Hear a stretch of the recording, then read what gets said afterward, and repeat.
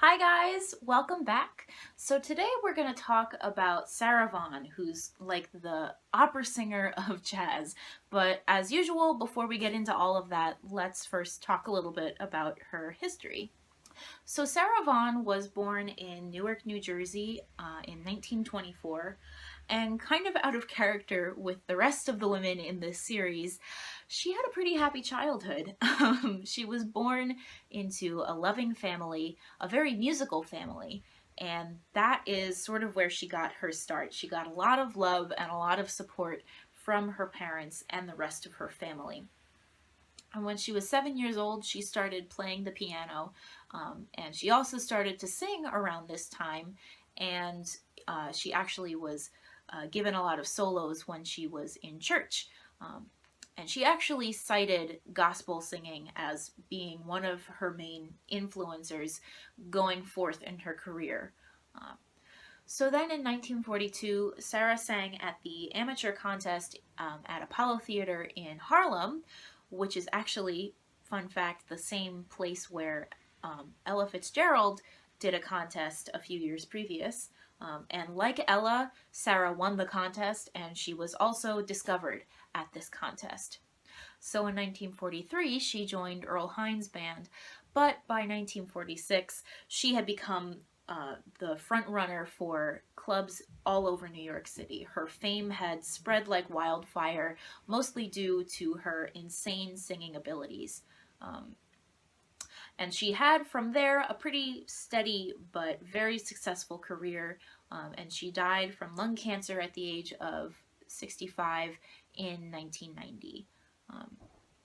But her legacy lives on today, and what a legacy it is.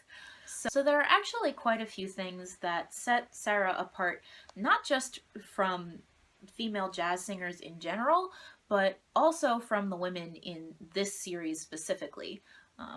And the first of those things is that Sarah is the only woman on this channel and one of the few female jazz singers of that period to also be an instrumentalist.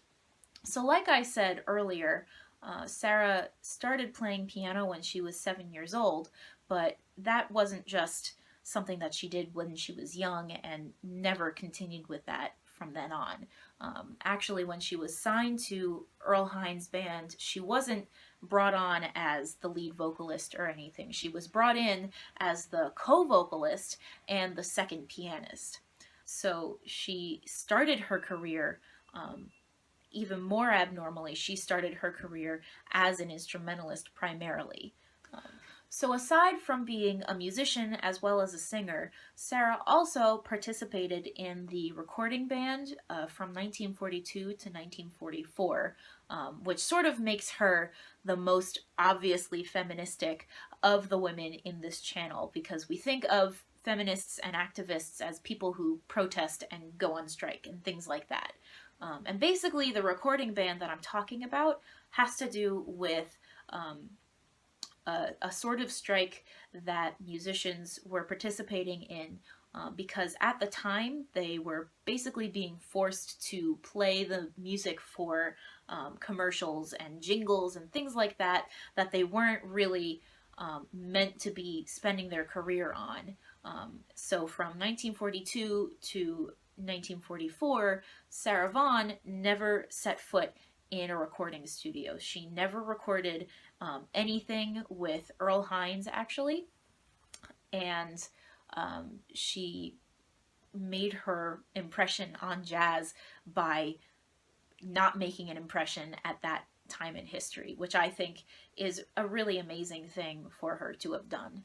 And finally, the thing that really kickstarted Sarah's career and kept it alive for so long and made her different from all of the women around her had to do with her actual voice. So remember earlier in the video I was talking about how she was the opera singer of jazz, and I mean that literally because she actually had the range of an opera singer. And so that combined with her extremely pure tone quality, she was able to bend notes like nobody had ever done before her and like few have done since.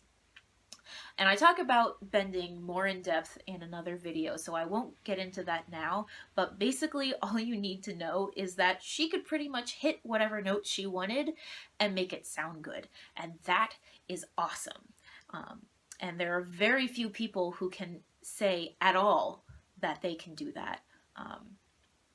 And I just think that that is an amazing quality, and it's also something that shines through in the fact that she wasn't just a pure jazz singer. She loved to use a blend of different musical styles, including gospel and pop, along with her incredible ability to bend notes.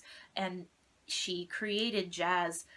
She created a different way to interpret jazz that jazz purists at the time weren't too crazy about, but is a pretty commonplace thing to do now. Most people like to combine different genres of music, so we can maybe give Sarah Vaughan a little bit of credit in spearheading that whole process. So that's pretty much all I have to talk about today. Thank you again for being here with me, and I will see you in my next video. Bye.